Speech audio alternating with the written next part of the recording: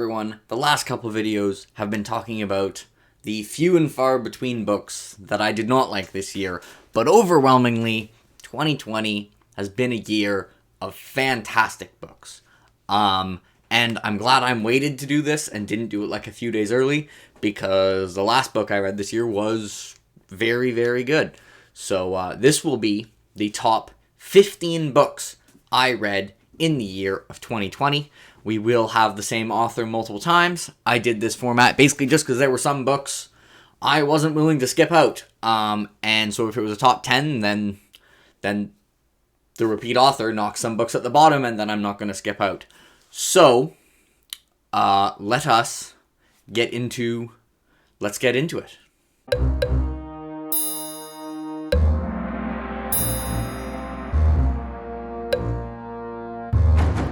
The blow that ends the fight is the one your opponent doesn't see coming.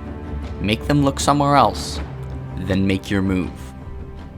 For the number 15 spot on this list, we are jumping in to Ruin by John Gwynne. These pretty large books. This is book 3 in his first series, The Faithful and the Fallen. In general, John Gwynne kind of takes a setting that isn't super unique, but he just executes it so damn well. And really what has stood out for me in the John Gwynne books is that despite all the point of view characters he's adding, and in his main series, each book has more point of view characters than the last, there's not a single one that isn't really compelling. And the reason, so this does beat out the other 3 in the series for me. It has some of the most hype moments and also some of the most heartbreaking moments, incredible character development, some of the stuff in the series that I was really looking forward to. A couple other books by John Gwynne have come very, very close to this one, but this is, as it stands, my top John Gwynne book. I think John Gwynne, he doesn't really have any real weaknesses as a writer. And there's a few things he's really good at. He's really great at really making the emotional connections between characters feel real. He writes really, really compelling action. Great combination of I can picture it, but it also feels fast. Really, all the books on this list, I basically don't have cons for. Or I only have trivial cons for, and I don't really have any trivial cons for Ruin. Ruin was overall just an incredible read, and that ending really hurt me, and I was not okay. I always laugh whenever I see on people's TBR, they have like one of the books in this series per month, so they have like Ruin and then a month gap till Wrath. It's like, yeah, you're reading Wrath right away when you're done this. There's no way you're going to be able to put that down for an entire year. So that is a 9.2 out of 10, my 15th favorite book of the year, but 15th favorite book in this year is really damn impressive, because all of these books are incredible. And if anyone, I wouldn't blink for a second if anyone told me any of the books on this list were their favorite books of the year, or even like among their favorite books of all time. They were all phenomenal. This is a great book to kick off this list. Well, we all play the cards we're dealt. Some of us do. Some of us kill men with better cards and play theirs instead. I was kind of rough on Mr. Abercrombie for my bottom video, but for the top video, he's in this list too. We have A Little Hatred by Joe Abercrombie, the first book in the Age of Madness, his second trilogy. In general, I prefer trilogy Abercrombie to standalone Abercrombie, and all of his trilogy books have been incredibly consistent. In fact, if I go to 20 on this list, like 16, 17, 18, 19, and 20, like 4 of them are from the first law, and 4 of them are trilogy books. So if this list went 5 books more, Joe Abercrombie would go from having 1 book here to 5. Now, in general, I'm not the biggest grimdark fan ever, which really means these books just don't have the potential to be higher because it's just not my favorite subgenre.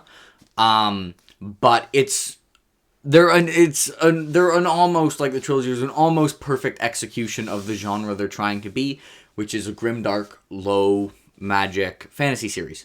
The reason A Little Hatred is my favorite is actually very simple, and it's that in general, we all know Joe Abercrombie writes incredible characters, but one aspect of his character writing I think stood out the most in A Little Hatred, and that's relationships, especially familial relationships. A lot of people we follow in this series are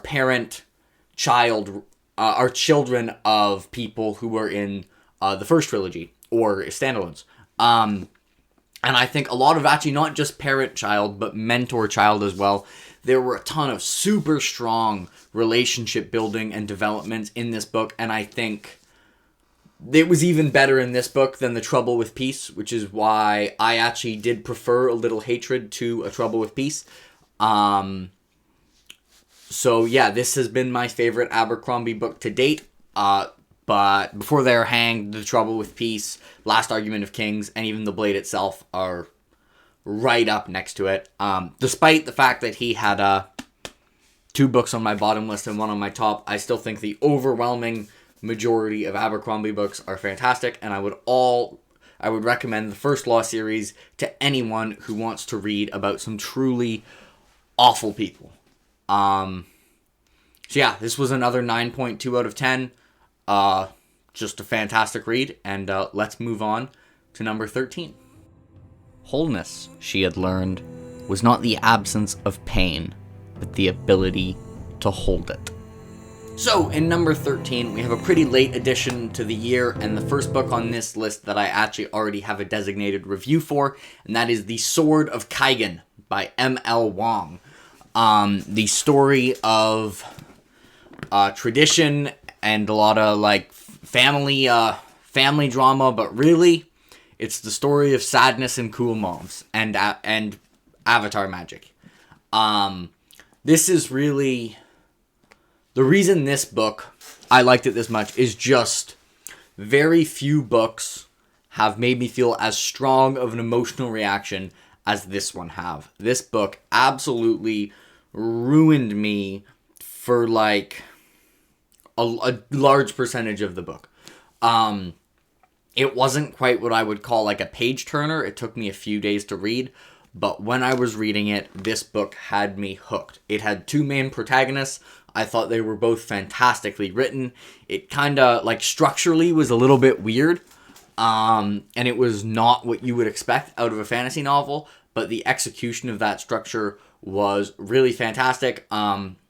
I know there are like some trivial issues, and that like the last chapter kind of felt like a little bit added on and was maybe unnecessary, but that's just not such a small thing. It doesn't take away really this book any significant amount.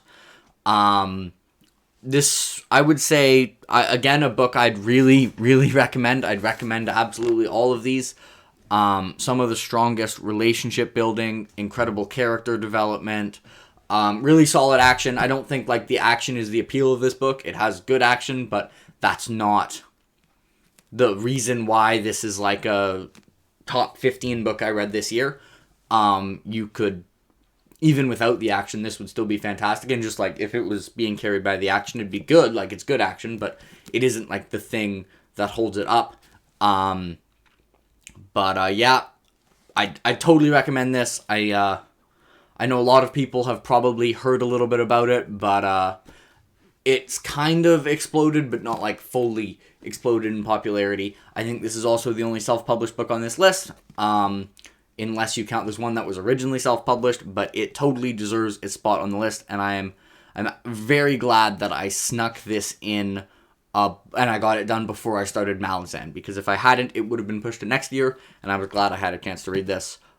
So yeah, let's keep moving up the list. Humans do not understand compassion. In each moment of our lives, we betray it. We know its worth, yet in knowing, we then attach to it a value. We guard the giving of it, believing it must be earned tilane mas. Compassion is priceless in the truest sense of the word. it must be given freely, in abundance. As I'm uploading this, the Malazan read-along is starting over on Mike's channel, and I know a lot of you are participating in it, and you should all be excited to get to Memories of Ice by Steven Erikson, Book 3 in Malazan, Book of the Fallen. This basically took all the good things I liked about Gardens of the Moon and made them better, and it took all the things I didn't like about Gardens of the Moon, and it didn't really have them. Steven Erikson, in terms of almost every aspect, really came in, stood out in this book. This book, if there's one book, if you can find a book more epic than this, I mean, I guess maybe more books in Malazan that I haven't read yet, but from a different series, then I have not found it yet. It also really started having characters that I was really invested in, and I started really getting invested in the story. The military campaign, as always, is really well done. This is obviously a long book, and sometimes you read a 1,000-page book and you're like, okay, that was obviously it had a lot of content, but did it need to have 1,000 pages of content? This, despite being 300 and something thousand words, this was a very tight book. There is no fluff in the Memories of Ice. It's all there. I didn't, absolutely love every plot. There was a Gruntle plot line that I was kind of meh on, but that's just the nature of when you have this many point of views. It's not like something like The Sword of Kaigan, which only maybe has 2 or 3 point of views. This has, 20 or something. So obviously it's going to be very hard to like all 20 point of view characters. But even if they were individual point of view characters, I wasn't huge on. Most of them played very small parts. And the story around them was all fantastic. This also had a wild ending. You know me, you know I like my big, climactic, exciting endings. And this is up there among crazy endings. Probably my favorite Malazan ending so far of the first 5. And I'm just starting book 6 right now, I just started it today. But just really came in my own, hit me in the feels a few times. Started really getting attached to the characters and the world building.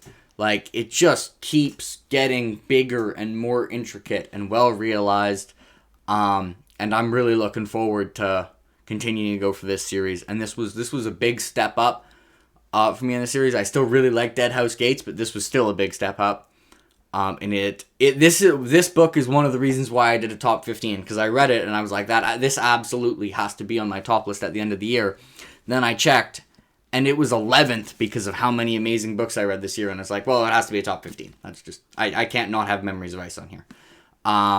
Same thing, it was A Little Hatred. It's I can't not have Abercrombie on the list. Anyway, or John Gwynne.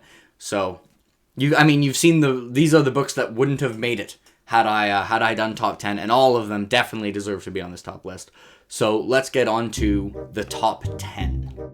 When you find yourself face to face with one, you bow and scrape and mind your sirs and madams.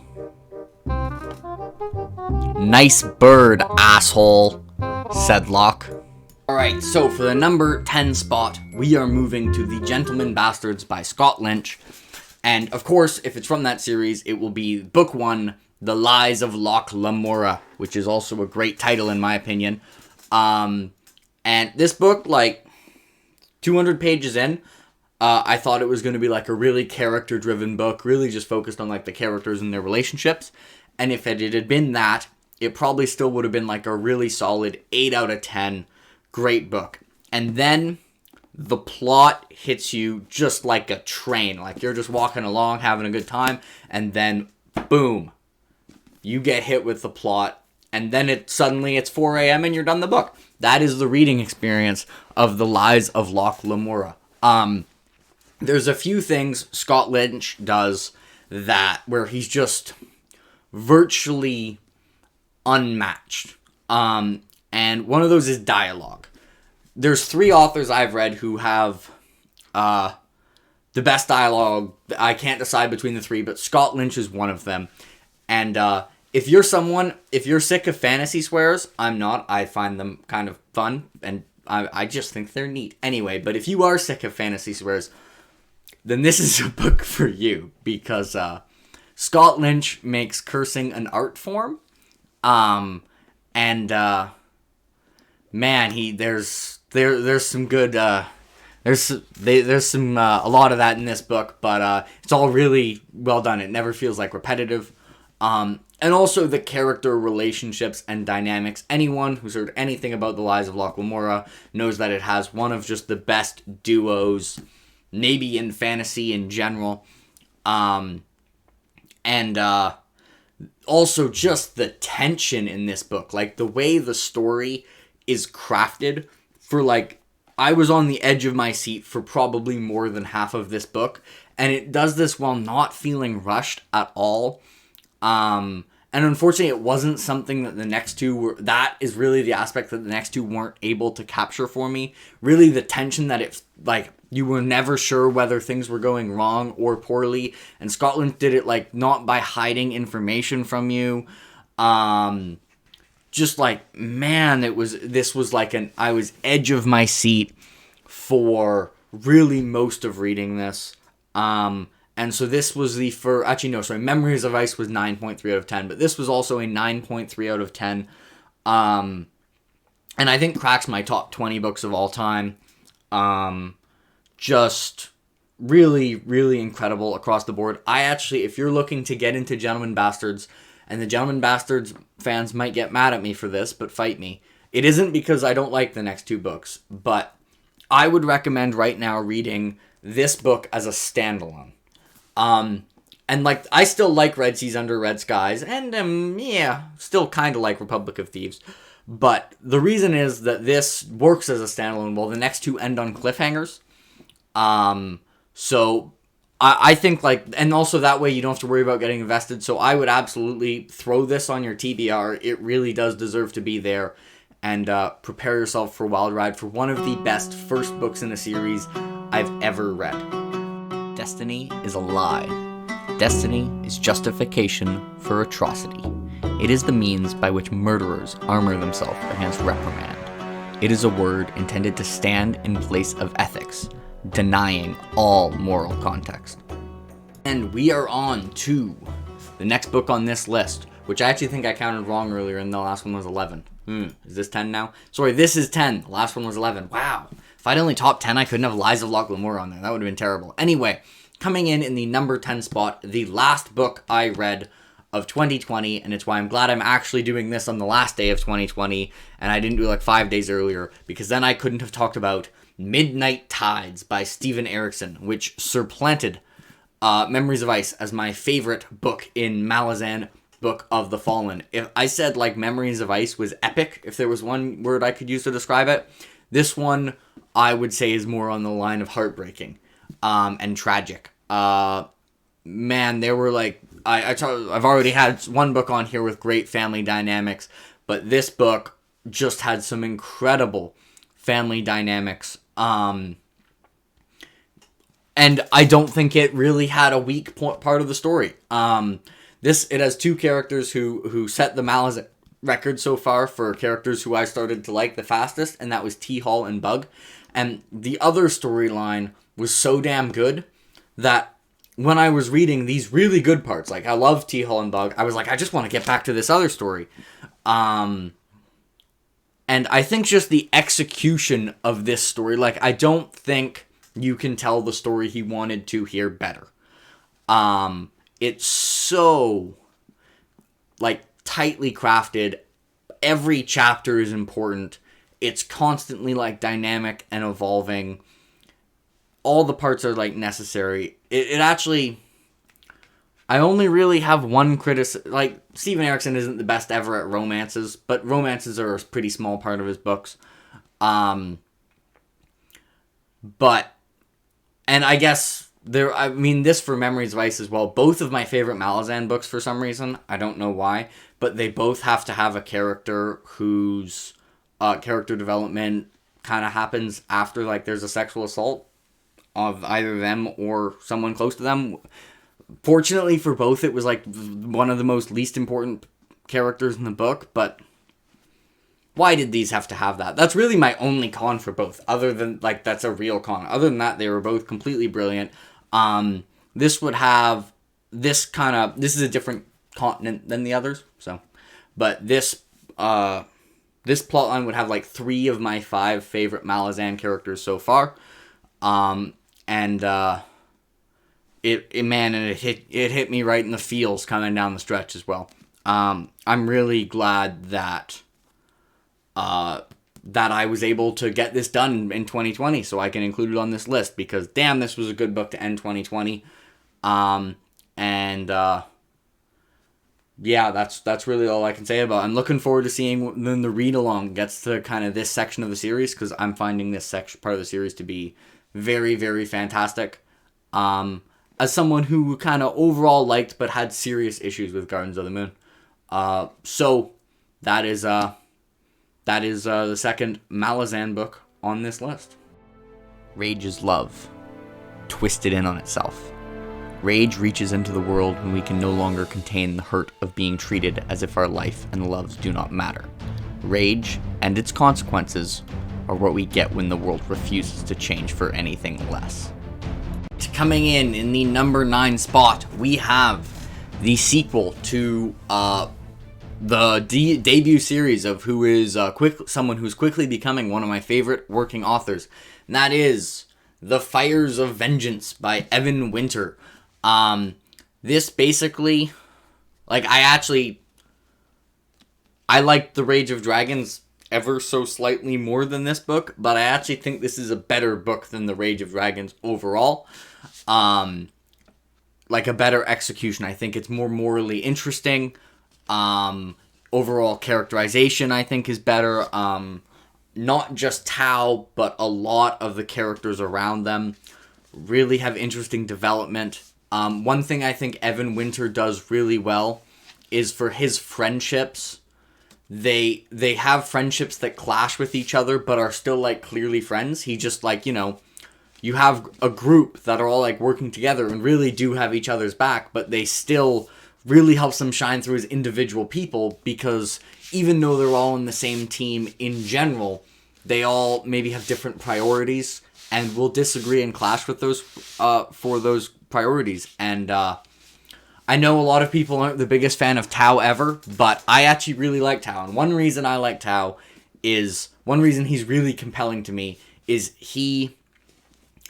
I get very conflicting emotions about Tao. And a lot of time, conflicting emotions to me usually, like, when it's supposed to be, it's a sign that a book did a really good job. Like, if a book can make you happy, excited, or sad, that's one thing. But if it can make you really excited, but also concerned in the same scene, that usually is the type of thing that will push a book up to be one of my favorite series. And both this book and the first book really have a number of scenes that do that for me. And it's one of the reasons this is one of my favorite ongoing series, just in general. Also, I think in terms of, like, action, not like quite big battles, I think Evan Winter could do slightly better on the big battles, but for, like, small scale fights, is the single best working author I have read. I think if I was doing a tier list for action, this is one. This is top of S tier. And I've read a lot of really good action, so that's really saying how much I like this book. This was really everything I wanted from The Rage of Dragons. I think Evan Winter said he's not trying to write the book for everyone. He's trying to write the book he would love, which is why this is mainly the story of Tao. He basically figures when he's reading, like, these big epic fantasies, there's usually one or two characters that he just isn't that interested about. So he basically figures either you won't like Tao, in which case you can just not read the sequel and you can move on with your life, or if you do like Tao, then you'll like basically every chapter. Also, Evan Winter pacing is always so fantastic in that, like, everything is necessary. They're all so tightly written. They don't have any fluff. And I'm even okay with fluff, but I mean, I can't think of anyone who does a better job of cutting fluff than Evan Winter. So yeah, this shot The Burning up to being one of my favorite ongoing series. Basically just in contention with Dresden and Stormlight. So, yeah, I absolutely love this book. It did not disappoint at all. I don't think it's going to change anyone's mind. I think everyone who loved The Rage of Dragons will also love The Fires of Vengeance. And I guess if you didn't like The Rage of Dragons, you probably still won't like this. But, I absolutely love both. So, we're moving on. When change comes, you can scream and try and force things to stay the same, but you'll usually end up getting trampled. However, if you can direct the changes, they can serve you. This series, and I finished this series at the beginning of the year, I read the last 4. This series is the reason why I have multiple of the same authors on this list. Because I wasn't willing to eliminate 3 Wheel of Time books. Especially if you count Robert Jordan as the author of all 4. Then I have to eliminate, then I can only have 1 out of less. That's just not acceptable. So, I obviously can't talk that much about Towers of Midnight. And I'm probably going to save most of the Wheel of Time talk in general for the last Wheel of Time book on this list. But I thought Towers of Midnight was a fantastic addition to the Wheel of Time. The Wheel of Time has some of my favorite characters in all of fiction. There's one character who's kind of iffy around the middle, but really shines in this book, and I think this is probably one of his best books in the entire series. Yeah, obviously I can't talk that much in specifics about book 13 of a series, but there's just some absolutely brilliant scenes in this book. I talked about for Fires of Vengeance for feeling conflicting emotions. Wheel of Time tends to nail that for me as well. I don't know if this one made me feel as many conflicting emotions as some of my true top tier Wheel of Time books, which is why it's only a very, very good Wheel of Time book. But, I mean, the protagonist is my favorite character in all of fiction, so that kind of makes them up here. The world building is obviously insane. I really like Wheel of Time like combat. Obviously, we have Brandon Sanderson taking over, and overall, I think the only person who could have maybe done a better job than him would be Robert Jordan himself. Overall, I did love all 3 Brandon books, but I think Brandon also got the best material. Unfortunately, we will never know how good the Robert Jordan ending would have been. I'm personally in the camp that I think it would have been fantastic, because I think his last book was truly incredible. So I think he'd really hit his stride again. But I wish I had this edition for all the Wheel of Time books. I only have it for the last 2. But anyway, this book is one of the reasons why I did 15 with multiple authors instead of top 10. So that's how good it was. Knock a man down, and you saw what he was made of. That man might run. If he didn't, if he stood back up with blood at the corner of his mouth and determination in his eyes, then you knew that man was about to become truly dangerous. So, for the next book on the list, I already forgot what number was. Number 7. We're going right back to The Wheel of Time by Brandon Sanderson and Robert Jordan.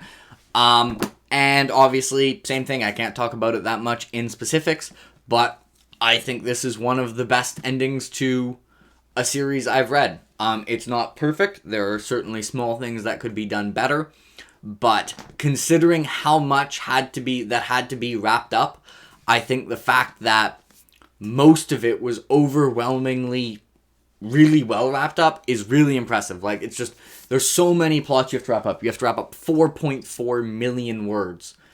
It couldn't be perfect. There were some plot lines that would have imperfect endings, but the vast majority of it was incredibly well done to me. Almost every character arc ended up, I think, being nailed. It was a great combination of feeling truly like the end of the series while not also feeling unrealistically closed. Like, there were still some things open-ending. It's not like you're gonna get to the end and it's just being like, okay, clearly there will just never be any issues ever. It just fantastic ending to a series that unfortunately I cannot talk about in any sort of detail, because just saying character names would be a spoiler for every book about where you're worried about them dying for 13 books. But, really, another 9.4 out of 10. I forgot to say my ratings for the last few, but everything since Midnight Tides has been 9.4 out of 10. And I mean, there are passages of this book that I can just read out of context now and will get emotional. That's how good it is. And it cemented itself as one of my top 2 favorite series of all time. And right now, it's not really in danger of getting past. It's pretty firmly top 2. So let's move on to a book not a part of the Wheel of Time for my number 6 spot. I can't imagine a world where the man holding a sword does not have the last say over the man without one. And in the number 6 spot, also by Evan Winter, is The Rage of Dragons, Book 1, which I did like ever so slightly more than Book 2, for the simple reason that I just kind of enjoyed Tao's progression slightly more in this book than I did in Book 2. Some people apparently have told me Tao doesn't have a character arc. I know in some ways he's similar throughout, but he also definitely does change throughout this book. It's there. And really this is just... this one is more of a revenge story than the first book is. And I remember I read this in between 2 Lightbringer books, and it was just, it really, and these were good Lightbringer books, not the last 2. It really stood out how much more I liked with the writing style of this book. And I don't know how, but Evan Winter just has the ability to get me to care about characters just like instantly. It's got a great group dynamic. I know, there's a lot of books that have like military groups, but this is one of those military groups that even stands out among the really good ones. Scale Jade. So this, I was not expecting to like this book this much. It blew me away. I think I finished this book at 7 a.m. just because I couldn't put it down for the last like 350 pages.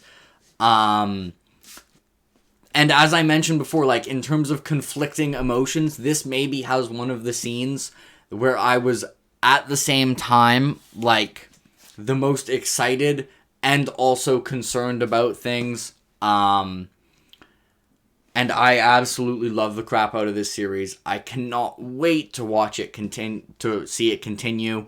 I'm kind of glad to be in on the ground floor for this one, although it does mean I have to wait for the next ones, which is unfortunate. But that means, sometimes when you have to wait for it, I feel like sometimes it makes a book even better, the anticipation, as long as you don't have to wait too long. But this was the first 9.5 out of 10. This is the first, like on the star rating scale, 5 out of 5 stars. And this is the one that enters my top 10 favorite books of all time. So, I mean, this is a really good rating year when 6 of my 10 favorite books are on it. This was my best reading year ever by far. But let's move on to number 5. Some things should hurt. Some things should leave you with scars. Some things should haunt your nightmares. Some things should be burned into memory. The last book I had was pretty action-packed, but Battleground by Jim Putcher. That is an eventful book. That is, if you find me a book that has more content fit in 400 pages with, like, relatively big font, man, I'll be impressed, because this was a lot of book fit into 400 pages. But the most important thing is Battleground, even though it was action-packed, it's still very character-focused, and I think there was some absolutely incredible character development for a huge number of characters in this book, not just Harry, who is my second favorite fictional character of all time. So, I mean, every Dresden book starts with an advantage because the protagonist is this man who, I mean, at this point, I think I know Harry Dresden as well as I know, like, actual close personal friends. Like, it feels like reading a book about someone you've known your entire life, in terms of relationship, voice, development, like one of the most well-realized characters in fantasy, if not the most well-realized, full stop. I think the fact that, like, this is all first person from the same point of view for 2 million words, and people still aren't sick of that point of view, and some people, like, binge them. Usually people will, like, binge books 7 through 15, and I guess now 17, but it's been 15 for the last 6 years, so I'm used to that being the binge. And they still don't get sick of Harry Dresden. He's the combination of, like, he just hits all the emotional notes. Like, he's incredibly funny, but he can also have these serious, emotional moments that just hit all the entire range. And there's development for some characters in this book that like, when you first meet them, you're not expecting them to be anything more than, like, embodiments and idea and one-dimensional. And it's just incredible. And man, this delivered the Dresden I wanted.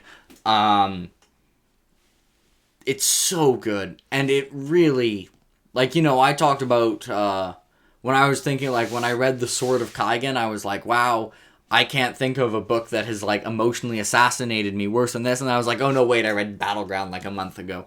This hit me hard. And I think it hit most fans of the Dresden Files hard. There are some heavy moments split among the fun and, like, the Harry Dresden just being a really, really fun protagonist to follow.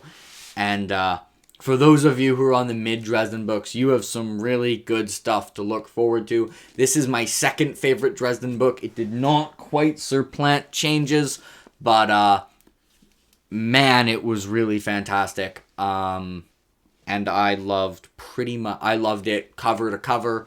This was one of those books I read in one sitting. I started it and then I read it to the end. I can't wait to also, like, reread it and reread the previous books, knowing what happens here.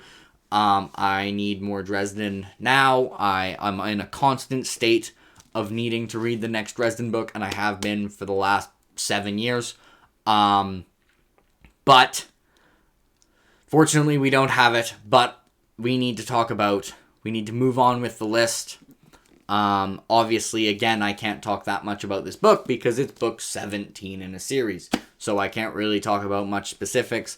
But also, I want to mention, like, prose-wise, Jim kind of went fancier than I normally did. Normally, he's the guy who has pretty straightforward prose, but then every once in a while, he'll remind you that, like, yeah, I could be, like, the super fancy prose guy. That's just not the style I want. I think he went a bit fancier here, and he really nailed it. So, just the combination of brutalizing my emotions, character development, and action gets this the number 5 spot on my top books I read this year, because holy crap, it is fantastic.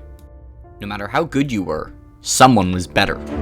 Live by that knowledge, and you would never grow so confident that you became sloppy. So, coming in among all these tomes and thick books, we have, signed at 105 pages, The Emperor's Soul by Mr. Brandon Sanderson. Before this year, I hadn't read Elantris, and I thought I had to wait to read this until after Elantris. You can read this right now. Whoever you are watching this video, you can read this. You can read this right now, and nothing is stopping you. So go do it, because you can do this in a sitting. I read it in a sitting, and it's almost hard not to read in a sitting because of how just mesmerizing it is. And any synopsis I give of this book will not do it justice. Like, I can't come up with a good synopsis of it. Like, you know, an artist who's a thief who's trying to escape prison, that kind of sounds lame. But it's an exploration of art and humanity. And, like, in this 105 book, it has 2 incredibly compelling character arcs. Thematically, it's fantastic. This is almost, I don't think Brandon will be able to, page for page, this is my favorite Brandon Sanderson book. In fact, page for page, this is my favorite book of all time. No book I've ever read is better per page than The Emperor's Soul by Brandon Sanderson. I don't think in the novella or short story form people ever be able to top it. It might be prose-wise at its best. I think it's thematically it's at its best. Shay is an incredibly well-realized character. There's two fantastic characters arcs. The ending made me cry and is beautiful and incredible. And you have no excuse to not read this book, because you can read it first among Brandon Sanderson stuff. You can read it last. And you can do it, even if you're a slow reader, you can easily do this in like a few days. It's 105 pages. And it's a fast 105 pages, because it's perfectly paced. Every single page needs to be here. Every single page is necessary, and you cannot eliminate a single one. So all of you, just go read it and then come back, because I can't justify it by describing this plot. No matter what I say, I will sell it short. A buffoon? No. A lion stuffed into a horse stall might look like a peculiar joke, but a lion on the high plains was something very different. The number 3 spot. We are really getting to just some of my all-time favorite books here, and number 3 is none other than Knife of Dreams, the last book Robert Jordan wrote before his very unfortunate passing, and in which he reminded everyone how bloody brilliant he was and how just incredible of a book he could write. This is 39 chapters, an epilogue, and a prologue. Coming off, people were worried. Book 10, Crossroads of Twilight, had come out. It's most people's least favorite book in the series. He comes hitting with this, and he gets everything ready for the finale. It's not quite my favorite, but I think it might be the most perfect Wheel of Time book in terms of how it's crafted. In terms of characterization, I'd be hard pressed to find a book that I think has better characterization than The Knife of Dreams by Robert Jordan. Also, this is one of the books where no other author could get away with, maybe Erickson. Very few other authors could get away with POV hopping as much as he did in this book, because most of the time, if you just have a one-off chapter from a character you've never met before and never met off again, it's going to be boring. And yet, there's 2 one-off chapters here that are some of, my favorite chapters in the entire series. One of them, chapter 20, The Golden Crane. Everyone who's read it knows how great it is. And really, all 6 of the main characters, if I ranked the main characters, the 6 main characters, their plot lines from the various book, they would all be at least A tier for Knife of Dreams. They were all fantastic.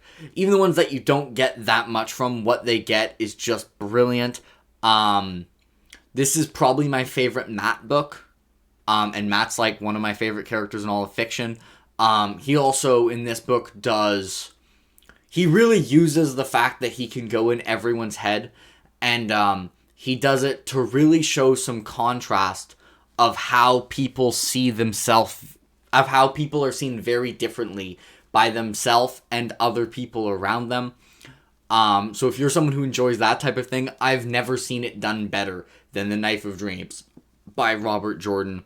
This was, this is the reason why I'm fully confident that Robert Jordan's conclusion to The Wheel of Time would have been incredible. Because he ended on The Knife of Dreams, and it's so good. Anyone right now who's reading this, who's on, Crossroads of Twilight, I struggled with... Crossroads of Twilight is the only book that I read to get to the next one. It was the last book I read of 2019. If it had been read in 2020... it would have been on my bottom 10 list. But then he goes straight to this, and man, it's so worth it. And this was the first book I read in 2020, and only 2 books ended up passing it for the entire year, and both of those just barely.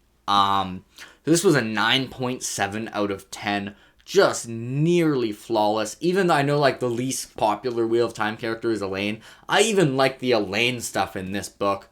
And then everything else was just brilliant. Just everything. Like, I don't have cons for it. It's nearly perfect. It, again, like, I mean, all the books on the top 5 hit the full range of emotions. But this one, it really hit the full range of emotions. And the entire last 4 Wheel of Time books were just incredible. And this is my second favorite Wheel of Time book. And the last one is still to come. So, we'll talk about my favorite Wheel of Time book in a little bit. Some people charged toward the goal, running for all they had. Others stumbled, but it wasn't the speed that mattered. It was the direction they were going. We have the book that many of you were probably expecting to be number 1 on this list. And that is, of course, I mean, yeah, everyone who knows me knew it was going to be on this list, right? Rhythm of War by Brandon Sanderson. Coming in at 1,250 pages on US hardback with small print. I know some people didn't think it earned that page count, but to me, it definitely did. I actually thought this was... There's maybe the flash... Like, there was maybe one small part of it that I thought if it had been condensed, the story would have been better. But other than that, I thought... Like, this is a slow burn of a book, but slow pacing... I think it's a fantastic example of really well done slow pacing, and I think had you rushed through some of the parts that some people didn't enjoy as much as me, the payoffs in the end would not have worked as well. And just like the last few to me, this book is just nearly perfect. Stormlight obviously has some of my favorite characters of all time. It's in one of my favorite worlds of all time. It's exactly the type of fantasy that's my favorite, which is like the weird world with a pretty well fleshed out magic system, characters who like very flawed but still mostly heroic and like good guys, and like it's more hopeful and optimistic than some other fantasy. And we get like pretty deep in characters' heads while still having a big cast. Like that would be if I had to describe my ideal fantasy series, and that's basically Stormlight. But Rhythm of War had, I think, my favorite... I mean, it had my favorite Shallan plotline by far. It was, like, vintage Pete Kaladin up there with his best. Almost every, like, character who was prominent in this book, like, would shoot up my ranking for the Stormlight Archive in terms of, like, how much I enjoyed their stuff. The Part 5 may be my favorite 100-page stretch in, like, fiction. Like, I don't know, there's a lot I'd put in contention, like the end of Lord of Chaos, the end of Changes, the end of the book that's after this one, certain parts of Knife of Dreams, probably, certain parts of Battleground, but this would be up here as well. I think thematically it was probably his strongest, like the exploration of mental illness was incredibly well done. It just nailed everything, pretty much everything for me. It didn't quite top Words of Radiance just because Part 3 I definitely didn't dislike. I mean, you know, I read this book in 34 hours, so I was obviously not bored. And that's not 34 hours of reading. That's, I read the first, like, I get access to the book, you start a stopwatch, 34 hours later I'm done the book. So obviously I wasn't bored. You don't read a 465,000 word book in 34 hours when you're bored. So yeah, I mean, I was just like, I needed to continue. I wasn't even planning to. I wanted to pace myself, and I couldn't. Because I always had to keep reading. I could not put this book down for 34 hours. That's how much it captured me. And it made me, like, I read it and I was like, damn, I have to reread Stormlight again. So I wasn't going to reread Stormlight in 2021 until I read this. And I was like, well, now I have to reread Stormlight in 2021. So, yeah, I completely love this. I'm sure a lot of you were expecting it to be number 1. It did not quite top the third book I read in 2020. But it beat out everything else. And yeah, obviously most of you watching this have probably read Stormlight, and this is probably, compared to the other like last books in series I've talked, this is probably the one that's been the most read. But you know, no one is surprised about this being in my top 3. This, all of you could have saw this coming. I mean, most of you were probably expecting me to have it at 1, and it was very, very close. So, before we go to the number 1 spot, I do have 2 honorable mentions to make this a top 17 in Brian Durfee fashion. Brian Lee Durfee fashion, if you guys understand that reference, I'm proud of you. For those of you who don't, go figure it out. And the honorable mention number 1 is going to be Royal Assassin by Robin Hobb. Just incredible dialogue, incredible characters. I'm not going to talk about the honorable mentions that much, but overall, a fantastic story. And the next one I'm going to mention that also absolutely deserves to be on the list is Dune by Frank Herbert. Incredibly great philosophy and ideas. I really found the protagonist compelling. Incredible world building. It just didn't quite stand out as much to me as the other 15 books I had it. And I guess I'll also mention every other book in the First Law trilogy and the Age of Madness trilogy, because really The Blade itself, Before They're Hanged, The Last Argument of Kings, and The Trouble with Peace were all so close to being on this list. But that is it for the honorable mentions. It is now time to talk about the number 1 spot, which many of you have probably already guessed. How do you fight someone smarter than yourself? The answer is simple. You make her think that you are sitting down across the table from her, ready to play your game. Then you punch her in the face as hard as you can. And the best book I read in 2020, just the third book I also read in 2020, only after Knife of Dreams and The Last Wish, which makes it incredibly obvious that it is book 12 of The Wheel of Time, also has one of the worst covers I've ever seen. It's so terrible. Old man yells at cloud. Anyway, but the book itself, it has my single favorite one-book character arc in all of fiction, and I don't even know what, like, by a far. And that is the arc of Rand al'Thor in The Gathering Storm, my favorite character, and oh my god, his stuff in here is incredible. And this book, it's like, you get to like chapter 30-something, and there's no goddamn chance you're putting it down. Like, and also, like, it's not like it just has a great ending. The entire book is just incredible. Like, the amount of things that happen in this book, and the amount of just incredibly heartbreaking, triumphant, funny, all moments are just, like, absurd. Like, if I made a top 10 Wheel of Time moments, which I may at some point do, I am going to reread The Wheel of Time in 2021, so I probably will do this. I will probably have to exclude The Gathering Storm from that top list, because, like, 5 of them would be from this book. So, like, you compare it to 13 other books, most of which I absolutely love, and there's, like, the 5th best moment in this book I like more than most of them. I always find it funny when people are reading The Gathering Storm, they'll get to, like, an incredible part on, like, chapter 16, and I'll be like, congratulations, you've just read a top 10 moment in The Gathering Storm. Or, like, a top 6 chapter. It's just packed with, and it's actually, like, unlike the 2, 3, or 4 books before it, I actually think it has a couple flaws. Like, I think Brandon didn't nail the voice of one of the characters, but man, it's like, you know, if Bill Gates loses 10 grand, he just doesn't care. And it's so, like, that is actually what stopped it from passing Words of Radiance as my favorite book of all time. And it's good. And, like, The Knife of Dreams, The Gathering Storm, back-to-back 1-2 punch is so ridiculously incredible. I can't justify it with these words in this short video. There is not enough time in this video for me to tell you how good this book is. So this is going to be hard to top next year, because this is my second favorite book of all time.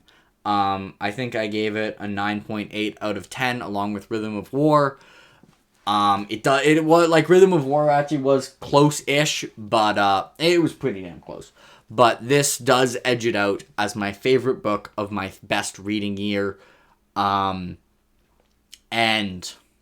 very, like, as much as I loved all the books on this series, very few of them even contended for being my favorite book of the year with this on there. So, third book of the year did not get topped after that. And that wraps up my favorite books of 2020. Let me know your 10 or 15 or 5 or 1 favorite book you read below. Man, I know a lot of people I talked to have had really good reading years. And yeah, let me know what your list looks like, and if you read anything better than The Gathering Storm, and if you read the books on my list, what did you think of them? Bye everyone.